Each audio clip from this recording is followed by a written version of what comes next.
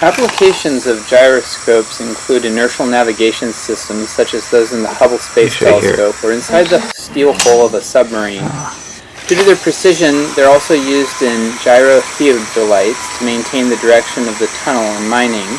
Gyroscopes can be used in a gyro compass during construction, or to replace the magnetic field in a magnetic compass in ships, aircraft, spacecraft, and in vehicles in general, to assist in the stability, for example, on motorcycles, bicycles, and in ships, or as part of an inertial guidance system.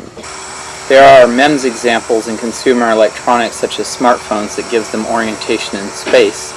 The mechanical gyroscope, as you see in this image in here, is actually a decorative engineering model, but they are actually precision instruments consisting of a wheel, a flywheel, mounted between 2 or 3 gimbals that provide the support that allow the single axis rotation of the spin. But as we see, the angular precession is very different than the rotation of the mass or the flywheel in this example.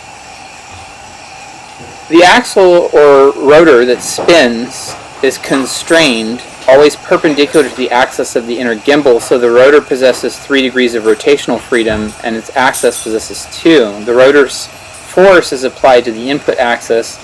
So in this example, a string pulled by a finger ring, so your arm is pulling the string which is wrapped around the shaft connected to the weight, and when I pull on it and hold the frame, the string spins the shaft, accelerating the rotation of the flywheel to a high RPM, and because it's on a precision mounted bearing system and it's a thickened metal gold-plated system, that flywheel weighing maybe several grams, or I don't know, maybe 10 or 20 grams, maybe 20 or 30 grams. I didn't weigh it on a scale because I don't know the difference between the frame weight, but we see it coming to a stop here. This is just to spike the engineering interest of children, and it's an interesting toy.